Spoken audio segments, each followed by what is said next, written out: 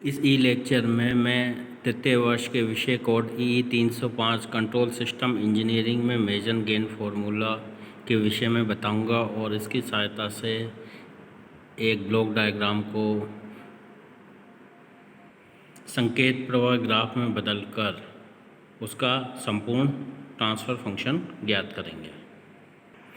मेजन gain formula किसी संकेत प्रवाह ग्राफ के लिए संपूर्ण अंतरण फलन t बराबर t जो है जो उसका ट्रांसफ़र फंक्शन है। ट्रांसफ़र फंक्शन मतलब आउटपुट अपॉन इनपुट का रेशियो इनिशियल कंडीशंस 0 होते हुए, जिसका मान होगा 1 डेल्टा सिग्मा। सिग्मा मतलब जोड़ के लिए, और कहाँ तक जोड़ करना है, k टाइम्स तक करना है p के डेल्टा के, p नोटेशन के डेल्टा नोटेशन के बराबर 1 डेल्टा, और k का मान 1 से लेकर के जितना भी फॉरवर्ड पाथ है उतना k का मान रहेगा। जैसे अगर 4 फॉरवर्ड पाथ है तो k का मान 4 रहेगा, 5 है तो 5 तक रहेगा। तो p1 delta 1 plus p2 delta 2 plus p3 delta 3 and so on, जहाँ तक भी k का मान है, फॉरवर्ड पाथ का मान है, वहाँ तक k का मान रहेगा। और इसी तरीके से ये p के डेल्टा के तक सो ऑन रहेगा। यहाँ t किसी नियंत्रण निकाय का संपूर्ण अंतरण फलन या ट्रांसफ़र फंक्शन है। p नोटेशन के केथ अग्रपात का पाथ गेन है। डेल्टा ग्राफ का निर्धारक डिटर्मिनेंट है।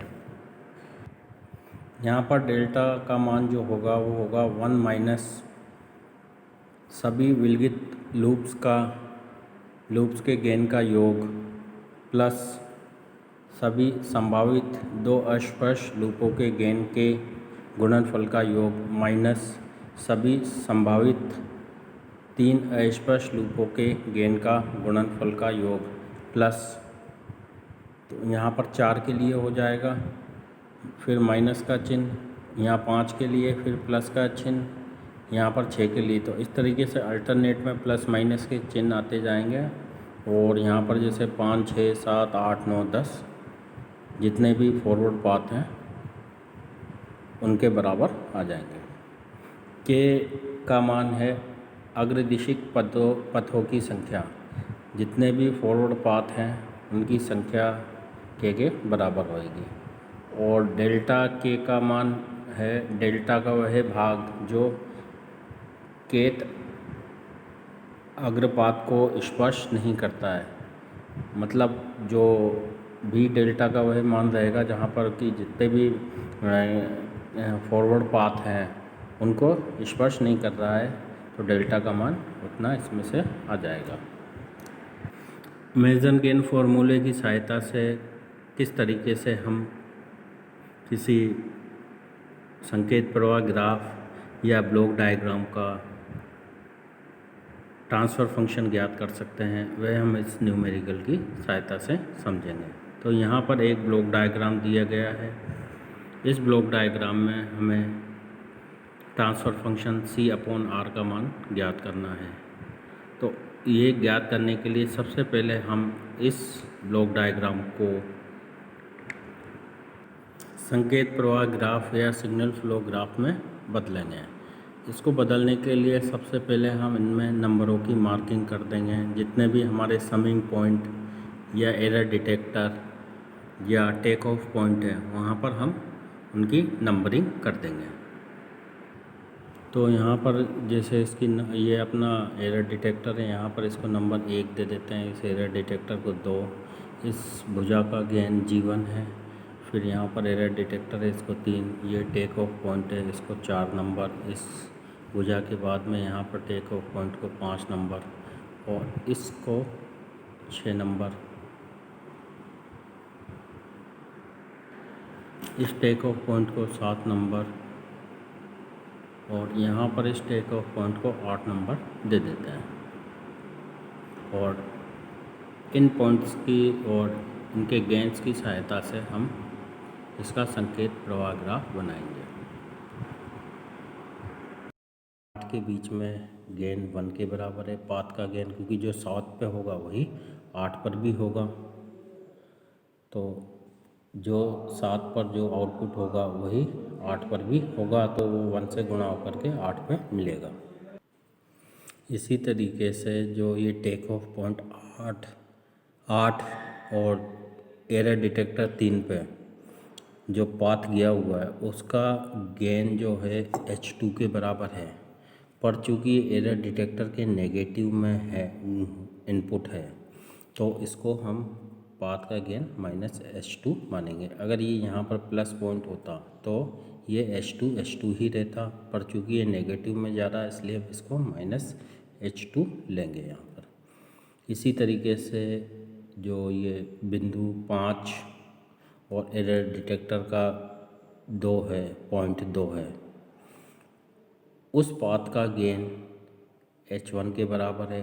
चूँकि एरर डिटेक्टर में नेगेटिव टर्मिनल पे जा रहा है, तो इस नेगेटिविटी को दिखाने के लिए यहाँ पर इसको -H1 से रिप्रेजेंट करेंगे। इसी तरीके से यहाँ पर बिंदु 8 और एरर डिटेक्टर के पॉइंट 1 के बीच में जो गेन है, तो जो ये यहाँ से लेके यहाँ तक जा रहा है, तो ये यहाँ पर भी जो होगा वैसा का वैसा ही आउटपुट यहाँ पर भी होगा। तो चूँकि दोनों बराबर हैं तो गेन इसका पाथ का 1 रहेगा। अब ये नेगेटिव में जा रहा है तो इसको -1 से गेन को रिप्रेजेंट कर देंगे। जैसे ये +1 है, क्योंकि ये प्लस में जा रहा है तो इसलिए इसको +1 से रिप्रेजेंट करा है। यहाँ पर ये नेगेटिव टर्मिनल में जा रहा है तो इसको यहाँ से यहाँ तक -1 से रिप्रेजेंट करा है। तो इस तरीके से हम ब्लॉक डायग्राम से सिग्नल फ्लो ग्राफ बनाएंगे। इस सिग्नल फ्लो ग्राफ से मेसन गेन फार्मूला की सहायता से इसका ट्रांसफ़र फंक्शन ज्ञात करेंगे। ट्रांसफ़र फंक्शन हमारा आउटपुट अपॉन इनपुट होएगा। आउटपुट हमारा C है और इनपुट हमारा R है, तो ट्रांसफ़र फंक्शन C/R रहेगा। C कंट्रोल्ड आउटपुट है, R रेफरेंस इनपुट है।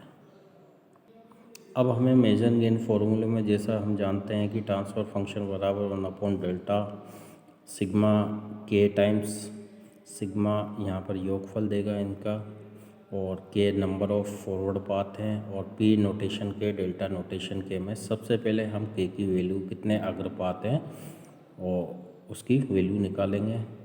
तो सबसे पहले हम अग्रपात का पता करेंगे, उसके बाद में उनकी पथलब्धि या पाथ गेन को ज्ञात करेंगे। फॉरवर्ड पाथ निकालने के लिए सबसे पहले हम इनपुट से आउटपुट की तरफ जाते हैं, तथा पाथ के गेन अग्र दिशा में ही होने चाहिए। जैसे ये अग्र दिशा हो गई, ये अग्र दिशा हो गई, तो सबसे पहले हम देखते हैं कि पहला फॉरवर्ड पाथ ये वाला हो जाएगा, क्योंकि इसमें सभी पाथों के गेन इनपुट से आउटपुट की तरफ हैं। तो ये हम एरो से भी देख सकते हैं कि सारे के सारे गेन इनपुट से आउटपुट, जो पाथ के गेन है इनपुट से आउटपुट की तरफ ही हैं। तो ये पहला फॉरवर्ड पाथ हमारा ये वाला है, जिसका पाथ गेन को हम P1 से रिप्रेजेंट करेंगे, और P1 का मान हो जाएगा 1, जो इनके सभी के गेंस का गुणनफल हो जाएगा। तो यहाँ पर इसके पाथ का गेन 1 है, इसका भी 1 है, इसका G1 है, इसका 1 है पाथ का गेन, इसका G2 है, इसका G3 है, इसका 1 है, इसका 1 है। तो इन सब का गुणनफल हो जाएगा 1 × 1 × G1 × 1 × G2 × G3 × 1 × 1, जो कि हमारा G1 G2 G3 के बराबर होगा। दूसरा फॉरवर्ड पाथ हमारा ये वाला हो जाएगा, क्योंकि इसमें सारे के सारे पाथों के जो गेंस के एरोज हैं वो, या तीर के निशान हैं, वो इनपुट से आउटपुट की तरफ हैं। तो इसमें इनपुट से आउटपुट की तरफ ही है। तो इसका जो पाथ गेन हो जाएगा 1 × 1 × G1 × 1 × G4 × 1 × 1। तो ये हमारा P2 G1 G4 हो जाएगा। अब ये हमारा फॉरवर्ड पाथ नहीं होगा, क्योंकि यहाँ पर हम देख सकते हैं कि जो इनपुट से आउटपुट की तरफ जाते हैं तो दो पाथ के गेंस की डायरेक्शन आउटपुट से इनपुट की तरफ है, ना कि इनपुट से आउटपुट की तरफ है। इसी तरीके से ये भी हमारा फॉरवर्ड पाथ नहीं होगा, क्योंकि यहाँ पर भी एरो की दिशा उल्टी है। ये भी हमारा फॉरवर्ड पाथ नहीं होगा, क्योंकि इसमें एरो की दिशा 2 जगह उल्टी है। और इसी तरीके से ये जो है ये वाला पाथ भी हमारा फॉरवर्ड पाथ नहीं होगा, क्योंकि इसमें एरो की दिशा तो है, पर यह क्या है कि एक ही पॉइंट को डबल बार काटता है। तो इस तरीके से हमारे केवल 2 ही फॉरवर्ड पाथ होंगे, जो कि P1 और P2 हैं, तथा जिनके पाथ गेन का गुणनफल G1 G2 G3 और G1 G4 है। इसके बाद में हम यहाँ पर विलगित लूप या आइसोलेटेड लूप्स निकालेंगे। तो सबसे पहले जो हमारा आइसोलेटेड लूप होगा वो एक ये हमारा लूप बन रहा है, जो जिसका स्टार्टिंग पॉइंट कोई सा भी पॉइंट लें, जैसे ये ले लें, तो ये यहाँ से एरो की डायरेक्शन बिल्कुल लूप बनाती है। एरो की डायरेक्शन यहाँ पर ये है, फिर ये यहाँ से एरो की डायरेक्शन ये है। तो एरो की डायरेक्शन से हमें पता चलता है कि ये लूप है। और इसका जो विलगित लूप का जो गेन है वो होगा G1 into 1 into G2 into minus H1। तो ये हमने इसको यहाँ पर दिखाया गया है। P11 इसका जो लूप गेन हो जाएगा माइनस G1 G2 H1। इसके बाद में हमारा दूसरा जो लूप होगा वो ये वाला लूप हो जाएगा। यहाँ पर भी एरो की डायरेक्शन एक लूप को बनाती है। जैसे ये लूप इसकी एरो की डायरेक्शन ये हो गई और इधर से ये वापस यूँ हो गई, तो ये पूरा का पूरा एक लूप बन गया है। जब स्टार्टिंग पॉइंट से एंड पॉइंट पर आते हैं तो लूप की डायरेक्शन एक ही रहती है। तो इसका जो गेन होगा इस लूप का वो होगा 1 into G2 into G3 into 1 into 1 into minus H2।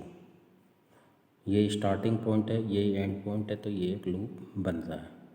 इसको हमने यहाँ पर P21 equal to minus G2 G3 H2 से रिप्रेजेंट किया है। इसके बाद में जो हमारा तीसरा लूप होगा वह इस तरह का है, जिसमें एरो की डायरेक्शन स्टार्टिंग पॉइंट से एंड पॉइंट पर आकर के मिलती है। तो जैसे अगर यहाँ से चलें तो ये डायरेक्शन ये हो गई, फिर ये हो गई, फिर ये हो गई, और ये इधर से इधर एरो की डायरेक्शन में चलने पर वहीं पे पहुँच जाते हैं, तथा कोई भी एक बिंदु डबल बार रिपीट नहीं होता है, केवल स्टार्टिंग और एंड पॉइंट को छोड़कर। तो इसका जो गेन होगा वो होगा minus 1 into G4 into 1 into 1 into minus H2, जिसको हमने यहाँ पर लिखा है P31 से इसको नोटेट करा है, और इसका मान हो गया माइनस G4 H2। इसके बाद में हमारा चौथा विलगित लूप या आइसोलेटेड लूप ये वाला हो जाएगा। इसमें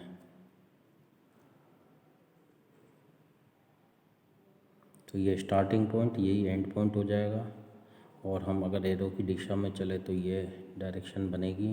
तो एरो की दिशा में जाते ही स्टार्टिंग पॉइंट और एंड पॉइंट पे पहुंच जाते हैं, और कोई भी पॉइंट एक बार से ज़्यादा कट नहीं करता है।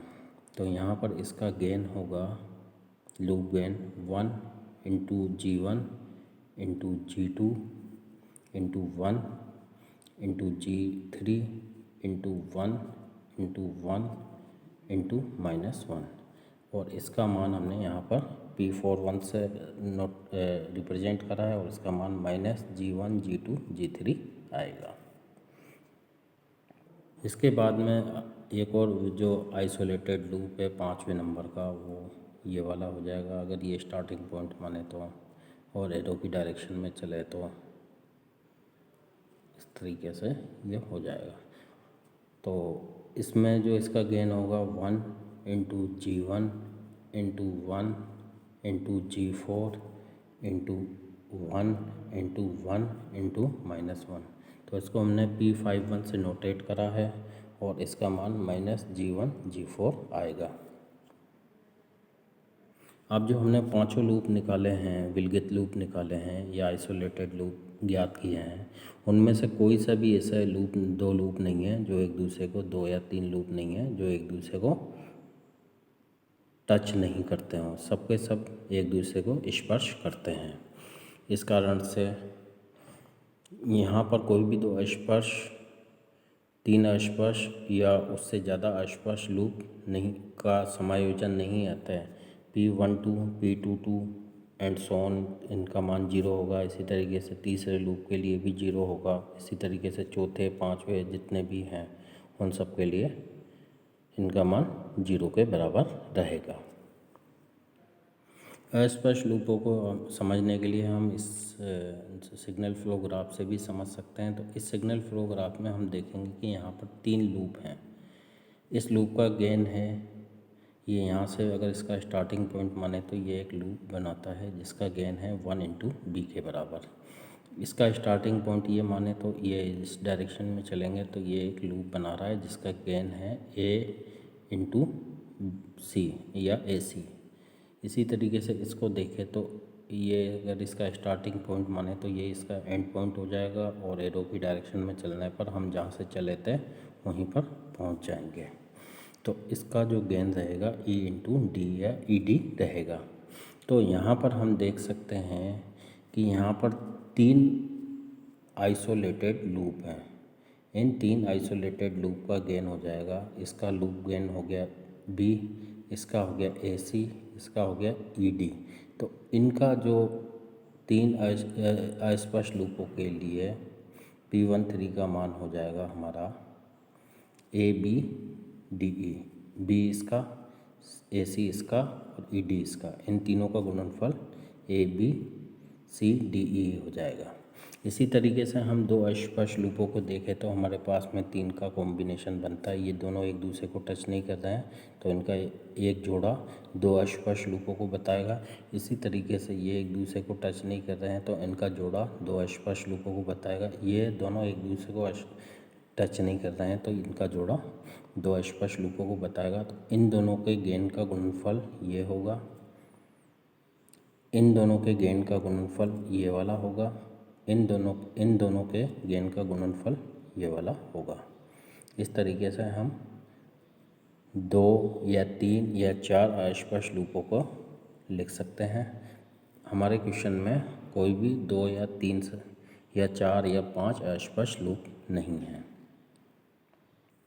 तो यहाँ मेजन गेन फॉर्मूले में सबसे पहले हम डेल्टा का मान निकालेंगे। तो डेल्टा हमारा ग्राफ का निर्धारक है या डिटर्मिनेंट है जिसका मान 1 माइनस सभी विलगित लूप गेन्स का योग प्लस सभी संभावित दो अस्पर्श लूपों के गेन के गुणनफल का योग माइनस सभी संभावित तीन अस्पर्श लूपों के गेन का गुणनफल का योग प्लस 4 के लिए, माइनस 5 के लिए, प्लस 6 के लिए एंड सो ऑन रहेगा।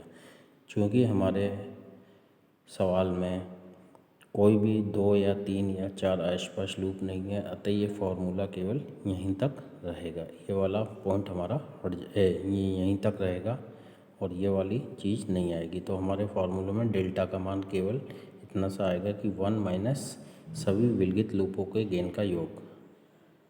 अगर दो अस्पर्श लूप मिलते हैं जैसा कि आपको समझाया था तो फिर ये वाली चीज़ भी आती, तीन मिलते तो ये वाली चीज़ भी आती, चार मिलते तो फॉर्मूले में ये वाली चीज़ भी आती, पाँच मिलते तो ये वाली चीज़ भी आती। तो यहाँ पर सभी विलगित लूपों के गेन का योग हम यहाँ से P11, P21 को जोड़ करके, P31 को जोड़ करके, P41 को जोड़ करके, P51 को जोड़ करके लिखेंगे, जिसका कि मान यहाँ पर जैसे ये 1 ये हमारा हो गया P11 के लिए, ये हमारा P21 के लिए, ये हमारा P31 के लिए, ये हमारा P41 के लिए और ये हमारा P51 के लिए।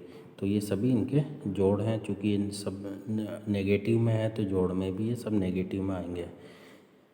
तो ये नेगेटिव से गुणा होकर के सब प्लस हो जाएंगे। तो इनका मान हो जाएगा 1 plus G1 G2 H1 plus G2 G3 H2 plus G4 H2 plus G1 G2 G3 plus G1 G4।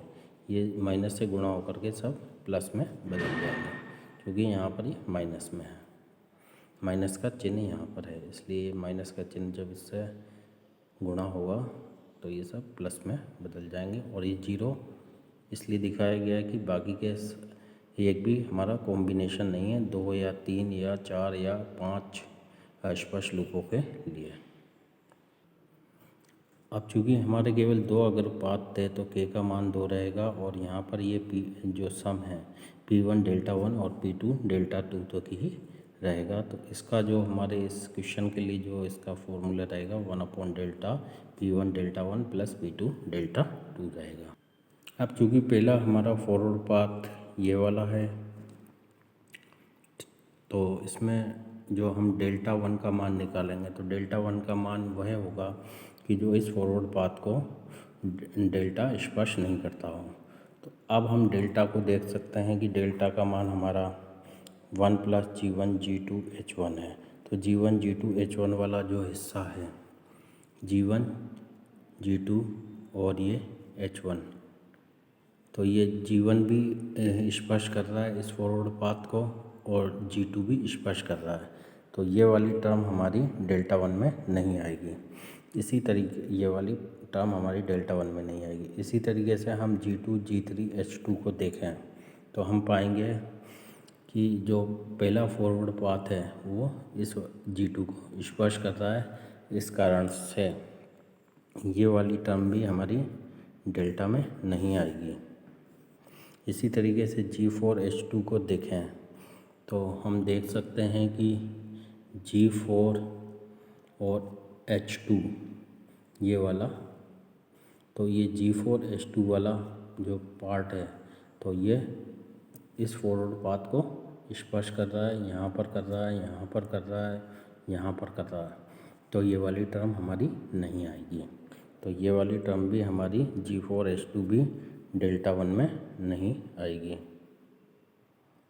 इसके बाद में हम G1 G2 G3 को देखें तो ये G1 G2 और G3, तो ये इस फॉरवर्ड पाथ को स्पर्श कर रही है, इसलिए डेल्टा 1 में ये वाली टर्म भी नहीं आएगी। इसी तरीके से हम G1 G4 को देखें तो ये G1 और ये G4 वाली, तो ये G1 इस फॉरवर्ड पाथ को टच कर रहा है, तो ये वाली टर्म भी हमारी नहीं आएगी। तो इस कारण से हमारा डेल्टा 1 का मान केवल 1 रहेगा, बाकी की ये सारी टर्म्स नहीं आएंगी। इसके बाद डेल्टा 2 निकालने के लिए हम दूसरा फॉरवर्ड पाथ P2 लेते हैं। तो P2 जो फॉरवर्ड पाथ है उसका गेन है G1 G4, और ये फॉरवर्ड पाथ इस तरीके से है जैसा कि आपको पहले बताया गया है कि इनपुट से आउटपुट की तरफ सभी गेन्स इनपुट से आउटपुट की तरफ हैं, और ये वाला फॉरवर्ड पाथ है। इसमें डेल्टा 2 का मान निकालने के लिए हम सबसे पहले डेल्टा की ये वाली टर्म देखते हैं G1 G2 H1। तो G1 G2 में ये वाली G1 जो वाला है ये इसको फॉरवर्ड पाथ को टच कर रहा है, इसलिए ये वाली टर्म हमारी डेल्टा 2 में नहीं आएगी ये वाली टर्म। इसी तरीके से हम दूसरी टर्म G2 जो दूसरी टर्म है G2 G3 H2 को देखें तो यहाँ पर हम देख सकते हैं कि जो हमारी G2 G3 और जो H2 वाली पाथ है वो इस तरीके से है, और ये इस फॉरवर्ड पाथ को टच कर रहा है, इस जगह भी कर रहा है और इस वाले पाथ में भी टच कर रहा है। इस कारण से ये वाली टर्म भी हमारी डेल्टा 2 में नहीं आएगी। इसी तरीके से हम G4 H2 को देखें तो G4 और जो H2 है तो ये हमारा G4 हो गया और ये हमारा H2 वाला गेन लूप हो गया। तो यहाँ पर हम देख सकते हैं कि ये इस फॉरवर्ड पाथ को स्पर्श कर रहा है, इस कारण से ये G4 H2 वाली टर्म भी हमारी डेल्टा 2 की टर्म्स में नहीं आएगी। इसी तरीके से G1 G2 G3 को देखें G1 G2 G3 को, तो G1 G2 G3 के लिए जो लूप है वो इस तरीके से है G1 G2 G3 वाला इस तरीके से है। और वो इस फॉरवर्ड पाथ को स्पर्श कर रहा है, तो ये वाली टर्म भी हमारी नहीं आएगी।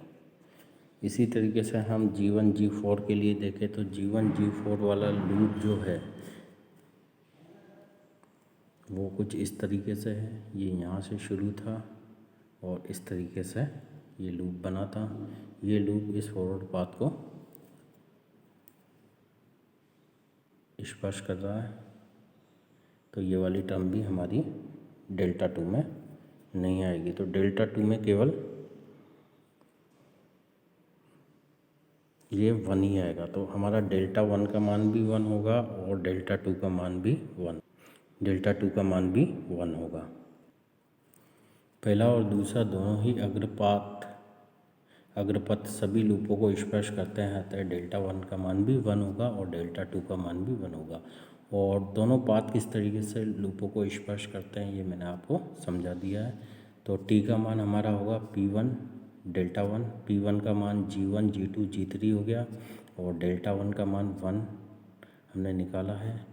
P2 का मान हमने G1 G4 निकाला है और डेल्टा 2 का मान हमारा 1 है। तो इन P1 delta 1 plus P2 delta 2 का मान G1 G2 G3 plus G1 G4 हो गया और डेल्टा का मान हमने ये निकाल रखा है। तो इसको हम जब इसमें लिखने के बाद में G1 को कॉमन लेंगे तो हमारा ये इस तरह की टर्म आएगी और इसमें हम 1 को वैसा ही लिख देंगे तथा इन दोनों टर्म्स में हम H2 को कॉमन ले लेंगे तो हमारा G4 ये बचेगा और G1 G3 ये बचेगा। इसके बाद में जब हम ये वाली जो टर्म है हमारी वैसी की वैसी ही लिख देंगे और इन दो टर्म्स में से हम G1 को कॉमन निकाल देंगे तो हमारा G4 ये वाला आ गया और G2 G3 ये आ गया। तो ये जैसे हमने वो क्वेश्चन पहले ब्लॉक डायग्राम रिडक्शन टेक्निक से हल करा था वैसा का वैसा ही ट्रांसफ़र फंक्शन आपका मेसन गेन फार्मूले से आ गया है। तो मेसन गेन फार्मूले से जब हम उस ब्लॉक डायग्राम का सिग्नल फ्लो ग्राफ बना करके इसको हल करते हैं तो ये सुविधाजनक तरीके से आसानी से निकल आता है, जबकि ब्लॉक डायग्राम रिडक्शन टेक्निक में काफ़ी टाइम लगता है। तो ये उससे ज़्यादा सुविधाजनक तकनीक है।